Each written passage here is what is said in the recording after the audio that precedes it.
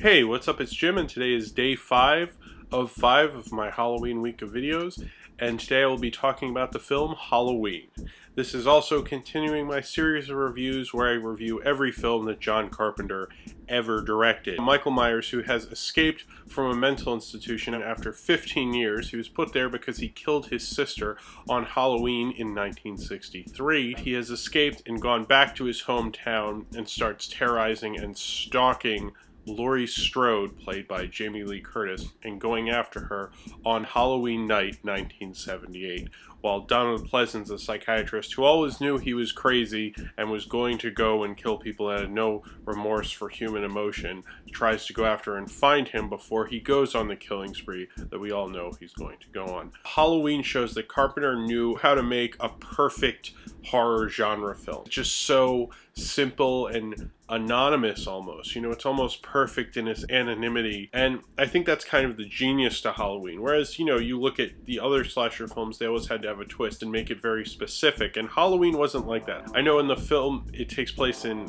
fictional Haddonfield, Illinois, but it really could be anyone's neighborhood. I remember watching it and realizing, like, you know, a lot of these houses look like the houses I grew up in. I grew up in Maryland, and I know suburbia is kind of anonymous in itself because suburbia isn't very unique the way it's all laid out, and I think that was kind of the genius of Halloween. You look at Halloween and it can really be anyone's neighborhood, anyone, anywhere anyone grew up, and that's what also makes it so fucking scary, because you're like, oh, that's the house 2 blocks away from me. Like the haunted house that the murder at the beginning of the film takes place with Michael Myers, I could probably point out 4 or 5 houses that look like that in the suburban neighborhood I grew up in. They could have just said Anytown, USA, and I would have been fine with it. This film was written by John Carpenter and his then girlfriend Deborah Hill, who produced both this film and wrote and produced The Fog with John Carpenter, and also wrote Halloween 2 with John Carpenter and produced Escape from New York. I think Larry Franco was pretty much his producer for the majority of his films, but Deborah Hill and him have always been synonymous, I think, because she was more focused on the genre portion of Carpenter's career. You know, she worked on Assault on Precinct 13, and Deborah Hill and him, you know, they had a relationship. It didn't work out. He ended up marrying Adrienne Barbeau. Both Carpenter and Deborah Hill brought their own suburban experiences to it. And Haddonfield, Illinois is actually named after where Deborah Hill grew up, in Haddonfield, New Jersey. Laurie Strode is the name of one of John Carpenter's first girlfriends. And they really tried to bring their suburban experiences throughout their life to this film. It's kind of a shared film between them in a lot of ways. She wrote all the dialogue for all the teenage girls in the film, and they really do feel like real teenage girls. There's a huge portion of the film that's just so you can get to know these girls, so that you actually care when they get killed. They're not just, you know, some annoying characters that you want to see killed later, which I think became a stereotype or a part of the horror genre and the slasher genre later.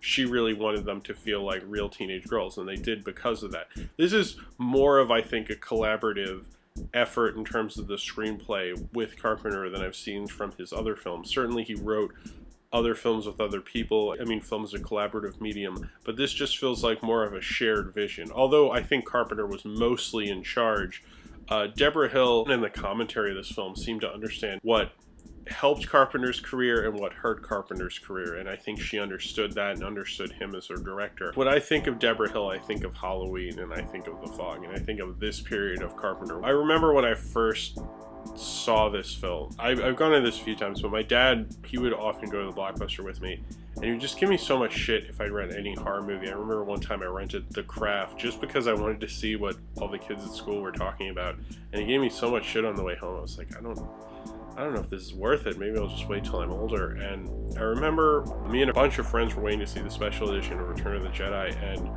there was a Blockbuster right near the theater where we were waiting forever and ever and ever, and it was raining. It was gross, so you try to go into stores and stuff as much as possible. You know, people would wait in line, you go in, and I remember this Blockbuster released their own, it was like Blockbuster Presents Halloween. And I remember it was on sale. It couldn't have been more than $6. to buy this movie, and I had never seen it, and I had heard it was good. I heard this was like the good slasher film, and it got good critical responses at the time. That's pretty much the reason it got the release it did, because they put it in the Chicago Film Festival and did very well there. Critics really liked it. Ebert put it on his top 10 of the year of 1978. Critics liked it at the time, but the critical environment when Halloween came out was different from when The Thing came out, because I think when this had come out, this was a new idea. This is a new kind of genre, and when people kept replicating it and repeating it, critics were not as kind to this genre, but they were very nice to Halloween. And I remember watching it. I had like a day off of school, like on a Friday, and I watched it by myself during the day with the lights on and everything, and I really wasn't accustomed to that many scary movies at the time, and it scared the living shit out of me. Somebody called my parents' house and I jumped up. I was like terrified. It just like, it sets you in the mood with that tense music. It's so simple, it's so perfectly simple, but it's so distinct. There's a lot of Carpenter music throughout his other films that are cool to listen to by itself, but I can't even imagine listening to Halloween's score without it, because it fits it so well. There's really not that many musical pieces in this film, but he repeats them so often that you know Michael Myers' theme, you know the sad piano music, the bullhorn when he suddenly pops on screen, which shoots you up. The music is so part of the ambiance of this film and the mood of this film, and I don't think this film would be as scary and as shocking and as memorable without Carpenter's score. Carpenter was really good at creating an ambiance to his movies with his score that make you feel creeped out with his scores, and you feel like it's almost like the soul of the movie, Carpenter's score in Halloween, because it fits it so well. You can't even have a Halloween movie without having the score, and that became something that the other slasher films would use. You know, Friday the 13th has the same score, has that theme. You know, they learned to have a theme. Halloween kind of influenced the whole idea of psycho-influenced slasher movies. Obviously, Jamie Lee Curtis was in this. She's Janet Leigh's daughter, and Tony Curtis's daughter as well. And they really casted her just because they thought maybe they'll get a notice somewhere and people will go, oh, it's a horror movie starring Janet Leigh from Psycho's daughter and stuff.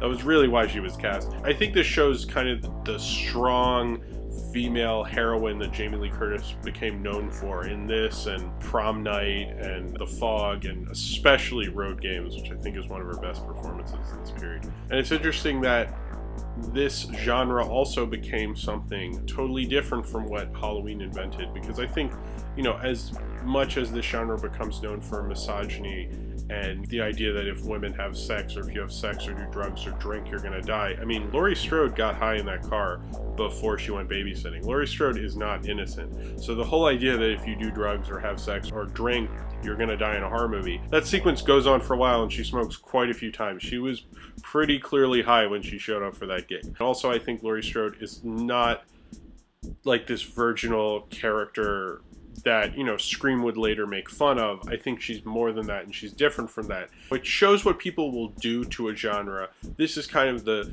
genesis of it. I think this and Black Christmas came out a couple years before and did the same idea of doing a horror movie based around a holiday. After Halloween was successful, they made a horror movie for like seriously every holiday you can think of, and thus Friday the 13th as well. But I don't think this film really represents that. I don't think it's anti-feminist or anything. If anything, I think Carpenter used a lot of strong female characters, and Laurie Strode is definitely one of those. I've always really loved Halloween.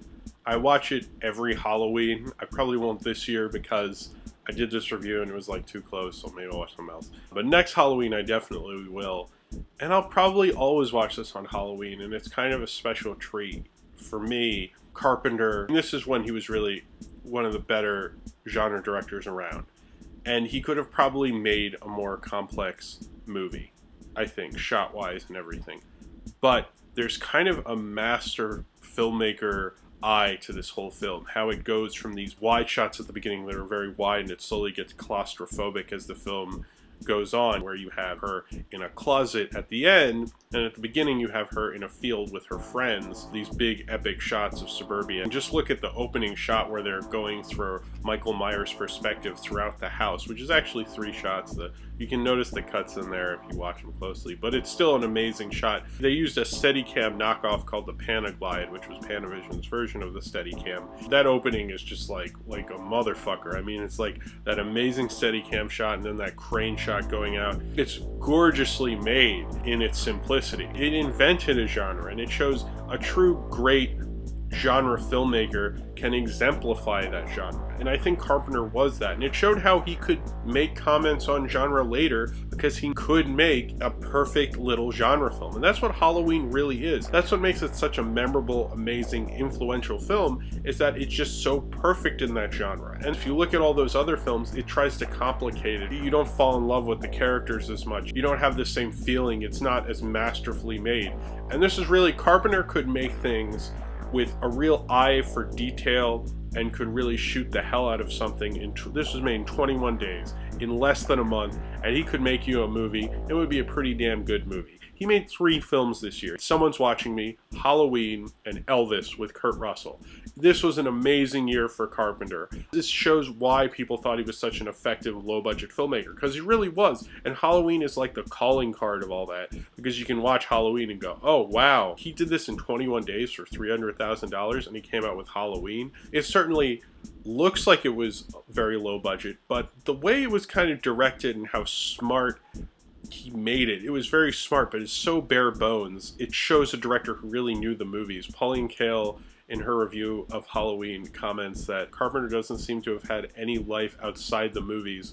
One can trace every idea on screen to directors such as Hitchcock, Brian De Palma, and the Val Lewton productions. I agree with that, but I think of that in a very positive way, where I don't think Kael meant that in a positive way, because it shows that Carpenter and Spielberg and this whole era of movie brats, they're TV kids, they're kids who grew up in front of the TV, and movies were their escapism, but they were important to them the way novels and plays had been important to the directors of a previous generation. And I think Halloween and Star Wars and Jaws and all that stuff really shows that these guys grew up with Hitchcock, that they grew up with all these different movies and John Ford, and they understood it well, and they understood how it worked. This film is so simplistic. I read a bunch of older reviews of this film, and they all talk about how this is basically just a bunch of cheaper scares. Horror at its most basic. That's one of the things that can make a really special and terrific and scary horror film. It's not Carpenter's best made film. He's made better made films, but I think this film is so perfect in what it's trying to do. I can't think of a better example of a slasher movie than Halloween, and it's really a high watermark in horror that I honestly think if you want to talk even the slightest about horror and you haven't seen this movie, you should just shut the fuck up, because you don't know at all what you're talking about. Halloween is that important to culture, it's that important to horror, and it's really important to his career because it was such a landmark hit. It influenced so much. It let Carpenter become the director who could then do The Fog and Escape from New York, and the reason he got hired for The Thing. He was this big director who could do things for cheap, but he was a master filmmaker. I mean, this came out, people were like, this is a horror classic. It is the reason people like Carpenter. It's the reason I know who Carpenter is, because it's so basic but so perfect in its basic anonymity is why Halloween is so special. It exemplifies the whole idea of this time period, the late 70s, where you had a lot of directors directing B movies in A level, and I think this is such a well-directed B movie. I mean, it is really a B movie, but he really directed this thing incredibly, impeccably well. Halloween is a great horror film. It's probably, to me, the perfect Halloween movie, and not just because it's called Halloween, because it always scares me. Every time it ends and the title, it goes Halloween, I was like, damn, that's a movie. Probably, for me, is the best horror film ever made. I can never shake it. I never want to shake it. I love Halloween. It's probably the reason I even started watching horror movies in the first place. So if you have seen Halloween and you would like to talk about it, then comment below in the comments, and subscribe if you would like to. That brings the Halloween week of videos to a close.